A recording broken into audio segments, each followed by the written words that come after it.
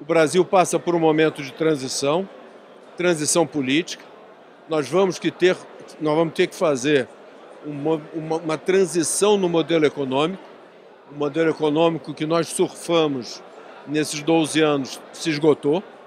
Nós vamos ter que buscar produtividade, nós vamos ter que buscar investimentos no setor privado em logística, nós vamos ter que tirar esses gargalos que impedem que o Brasil cresça com o governo.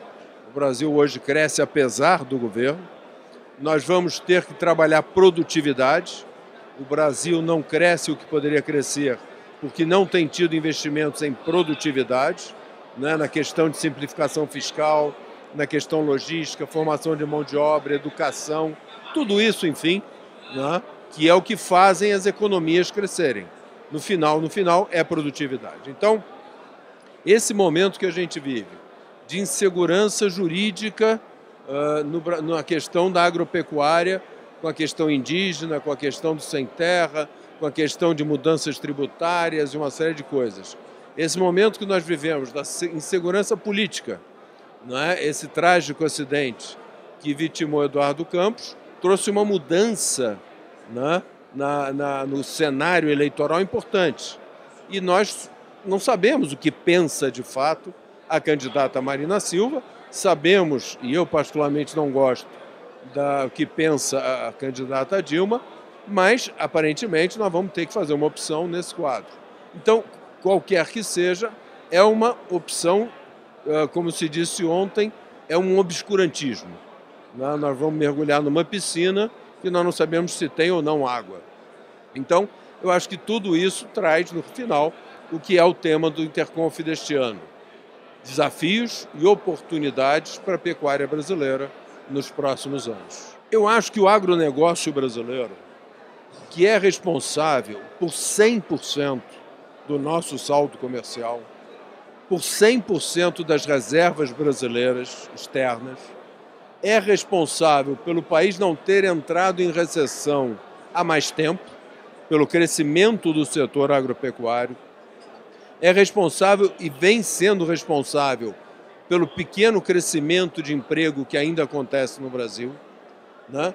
É o grande responsável, e foi durante muitos anos, pela baixa inflação, na medida em que a produtividade agrícola permitiu preços baixos, né, na alimentação brasileira, não vem merecendo, nos programas dos candidatos, o respeito que eu acho que nós deveríamos ter.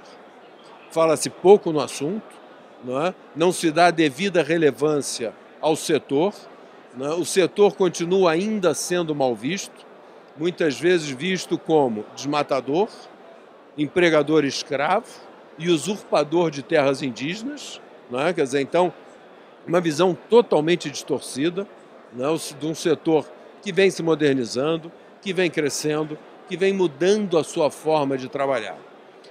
Então, eu acho que isso é importante. Com relação à candidata Marina, eu gosto muito de uma frase de uma das pessoas que eu mais respeitei intelectualmente e tive a honra de conhecer, chamada Roberto Campos, onde ele dizia: por que repetir os mesmos erros se há tantos erros novos a serem tentados?